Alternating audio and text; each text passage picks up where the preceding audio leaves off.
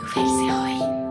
Donc là, on est en train de se rapprocher de ce glacier de fou, quoi, qui s'appelle Nordenskjoldbreen. Je pense que c'est un de mes glaciers préférés ici au Svalbard. C'est un des glaciers qui est les plus crevassés par ici. Et c'est fou, c'est que le glacier change ultra rapidement ici, comme tu le sais. Ah, c'est trop beau.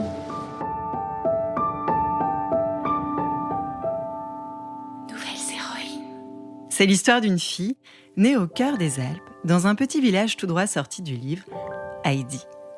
Ça tombe bien, car notre nouvelle héroïne s'appelle Heidi. Coïncidence ? Tu le découvriras par toi-même. Heidi est une petite fille émerveillée par la nature qui l'entoure. Et de cet émerveillement naîtra une vocation, celle d'éveiller les consciences et les mettre en action pour sauver les glaciers, sauver la vie sur Terre, sauver nos vies. Salut toi, je suis Céline Steyer, celle qui murmure à tes oreilles des récits d'aventures insolites, d'engagement féministe et de dépassement de soi à travers des histoires vraies de femmes qui ont osé faire de leurs rêves une réalité. Des histoires pour t'aider à grandir en confiance et trouver ton propre chemin. Bienvenue dans le monde surprenant des nouvelles héroïnes.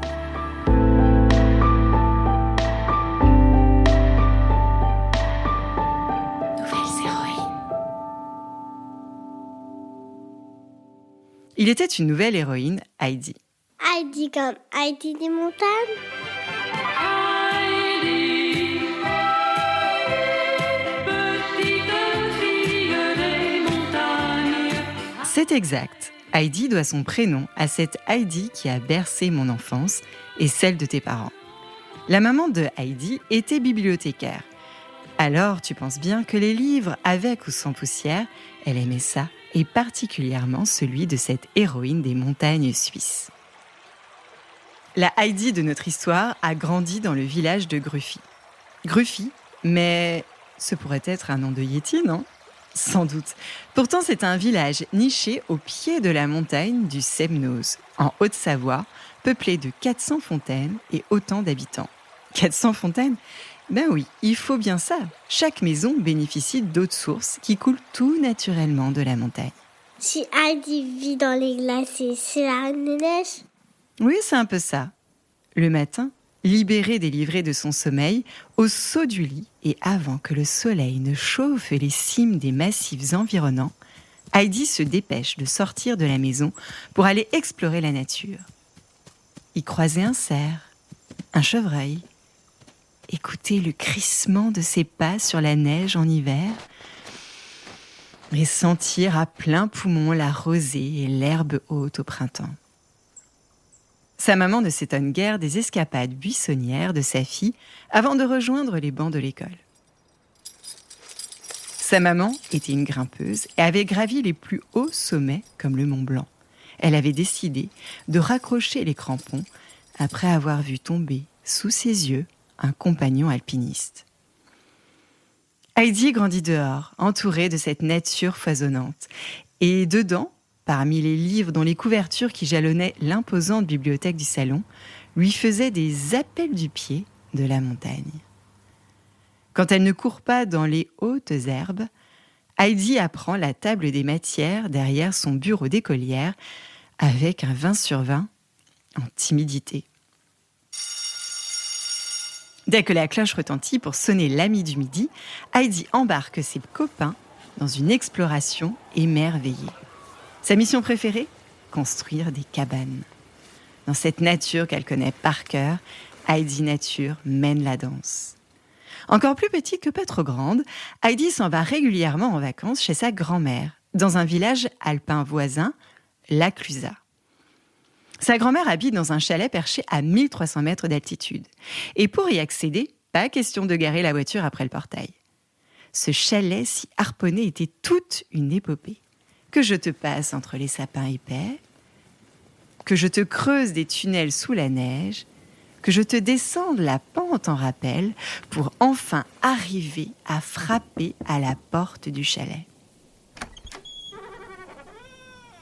Au chalet de sa grand-mère, Heidi aime s'y évader autant qu'elle aime feuilleter les albums de montagne de son arrière-grand-mère. Une photo attire son attention à chaque fois qu'elle s'y faufile. Celle de cette arrière-grand-mère, Pauline, posant devant la mer de glace en 1916 avec une montagne majestueuse que dessinent des blocs de glace figés aux reflets cristallins. De cette photo jaillit une époque où le temps semble suspendu, capturé par les glaces éternelles. Un témoignage intemporel d'une beauté naturelle qui doit perdurer à travers les générations. Et qui doit perdurer au gré des générations. Pourtant, cette photo renvoie Heidi à son propre souvenir de la mer de glace. À l'âge de 12 ans, plus adolescente que beaucoup moins petite, Heidi découvre pour la première fois l'un des plus grands glaciers de France à bord du train du Menton-Vert. Toutefois, ce train l'emmène à un glacier qui ne ressemble en rien à la photo de sa grand-mère. Pour y accéder, Heidi doit descendre des centaines de marches, encore inexistantes il y a 80 ans. Pourquoi ? Quelle est la raison de ce phénomène qui ne laisse pas de glace notre Heidi, encore ignorante du dérèglement climatique dont la mer de glace allait devenir un triste symbole ? Cette découverte fait tilt dans l'esprit d'Heidi, qui retourne sur les bancs du lycée pour perfectionner sa bosse des mathématiques, son esprit scientifique, sa passion pour la biologie et les mécanismes de Dame Nature. Quand elle n'a pas les yeux rivés sur les équations algébriques, elle se passionne comme sa maman pour les livres et récits biographiques d'alpinistes, comme Premier de Cordée ou La Grande Crevasse.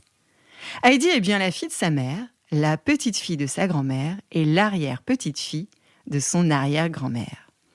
Chaque exercice de mathématiques terminé est une parfaite occasion d'évasion dans le parc de la Vanoise. Un bonheur pour celle qui adore marcher au cœur de cette nature. Son goût de l'alpinisme grandit autant qu'Heidi s'épanouit. Alors un jour, Heidi participe à un casting pour l'émission « Passe-moi tes jumelles », dont les caméras s'apprêtent à suivre une équipe de randonneurs rejoignant la ville française de Chamonix à la ville suisse de Zermatt, à 1600 mètres d'altitude. Elle a 16 ans. Elle y fait la rencontre d'un guide de haute montagne, Hubert. Et tel Saint-Hubert des glaciers, il explique pendant 10 jours au groupe la vie des glaciers qu'il traverse.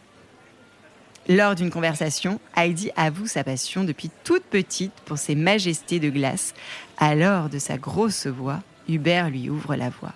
Sais-tu que des personnes gagnent leur vie en étudiant les glaciers ? Attends Hubert, il existe un métier pour étudier les glaciers ? Oui, le métier de glaciologue. Eureka, c'est ce que je veux faire toute ma vie. Pour Heidi, il n'y a pas de plan B. Son métier sera glaciologue ou rien. Elle passe son baccalauréat avec en option biologie et intègre l'université pour passer une licence de géographie physique. Au fond de notre héroïne, les appels au secours des glaciers étaient déjà entendus du fin fond de leur cœur de glace et poussaient Heidi à les sauver au plus vite. Comme si sur cette photo, Pauline, son arrière-grand-mère, lui chaussait les crampons et l'armait d'un piolet pour grimper en tête et braver les névés. Sauve-nous Heidi, sauve-nous Heidi, sauve-nous Heidi. Toutes ces voix dans cette mer de glace allaient la porter vers son nouveau métier. Mais comment faire pour les sauver ? Comment faire et déjà, comment fait-on pour les étudier quand il n'y a pas d'école de glaciologie en France ? Lors d'une randonnée dans le massif des Aiguilles Rouges, Heidi parle de son projet de métier avec ses coéquipiers. Comment fait-on pour devenir glaciologue ? Il n'y a vraiment aucune école qui propose cette spécialité en France ? Ou même ailleurs ? As-tu déjà entendu parler du Svalbard ? Du quoi ?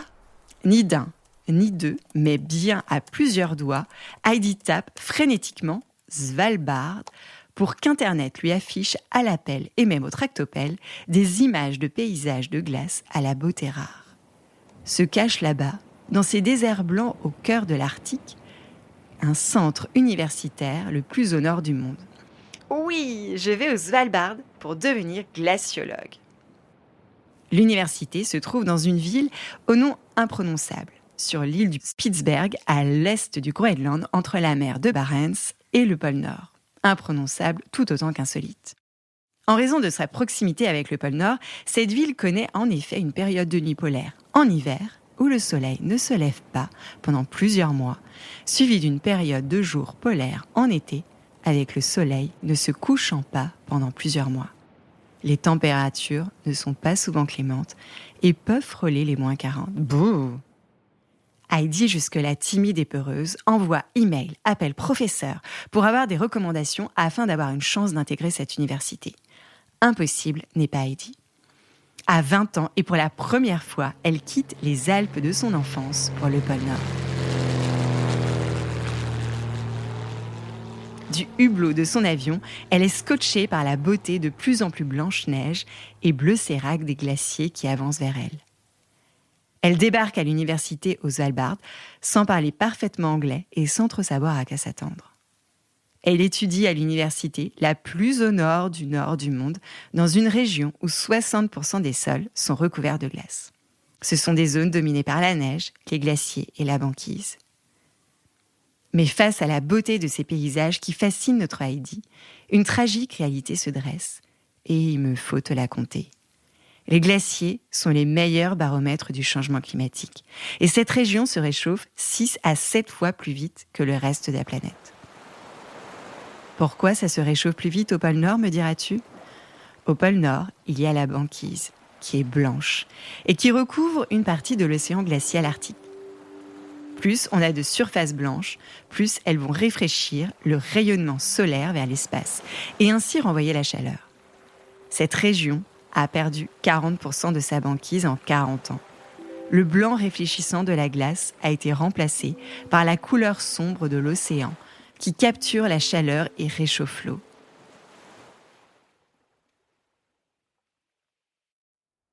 Quand Heidi arrive à l'université, l'ambiance est plus polaire qu'à l'auberge espagnole. Elle doit se préparer à vivre dans des conditions extrêmes et dangereuses.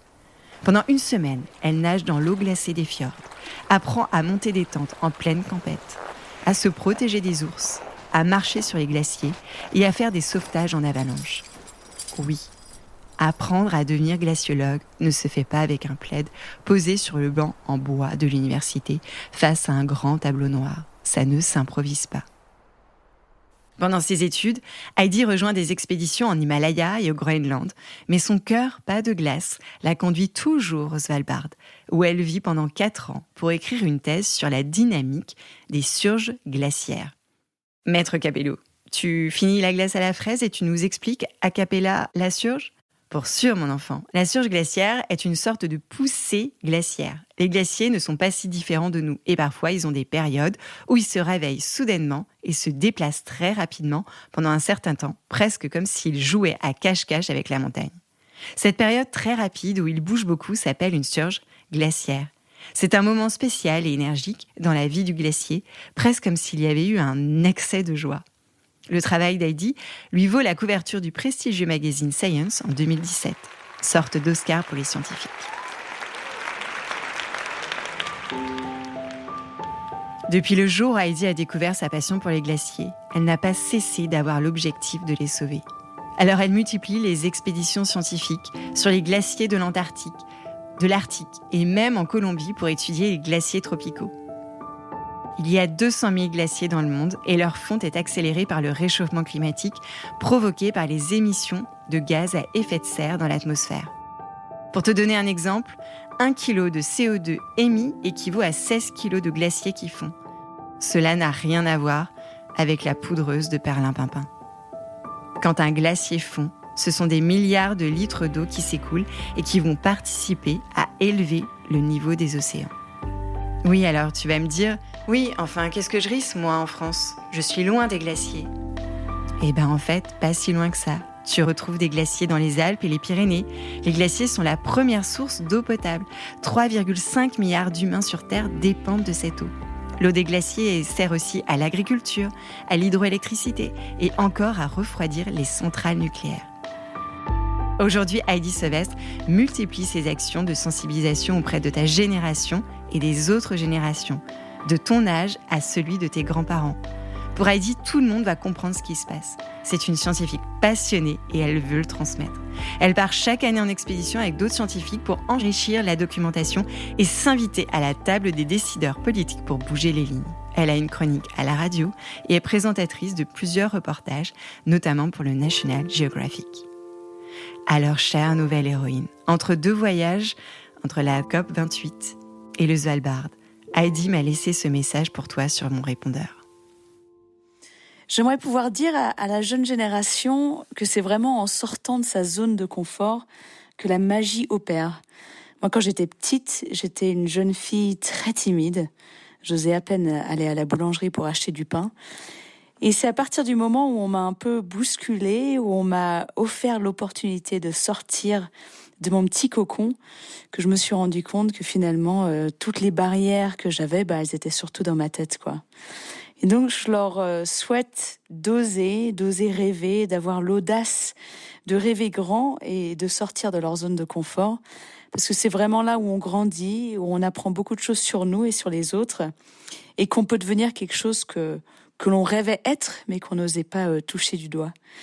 Je leur souhaite aussi de continuer à nous bousculer, nous les adultes, qui n'hésitent vraiment pas à penser un petit peu plus, à nous remettre dans le bon chemin, à remettre en question les choses telles que nous, les adultes, nous les faisons, surtout par rapport au climat et au changement climatique et la biodiversité. On a vraiment besoin des jeunes pour nous dire les choses que l'on fait bien, les choses que l'on fait pas bien, et que j'espère aussi que l'on puisse continuer à travailler ensemble. La lutte contre le changement climatique, elle ne se fera pas toute seule. Aujourd'hui, elle divise beaucoup les générations entre elles. On oppose souvent, les adultes, des jeunes, des enfants, des adolescents, alors que finalement, c'est en travaillant tous ensemble qu'on va y arriver. Donc, je leur souhaite de continuer en tout cas à nous bousculer, mais aussi de nous tendre la main et qu'on puisse avancer tous ensemble.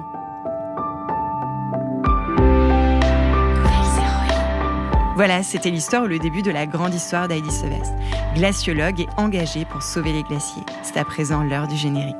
L'histoire est écrite par mes soins et tirée de l'histoire vraie d'Heidi Sevestre, que je remercie pour sa confiance. Mise en son par Studio Module, et les petites voix sont celles de Madeleine et Nicolas. Pour soutenir le podcast, parle-en autour de toi et à ton école. Et cerise sur le micro, demande à tes parents, grands frères et grandes sœurs de mettre 5 étoiles et un avis sur les plateformes Apple Podcasts et Spotify. Ça me fera très très plaisir. Et comme ça, je pourrai te dédicacer une prochaine histoire. Je compte sur toi.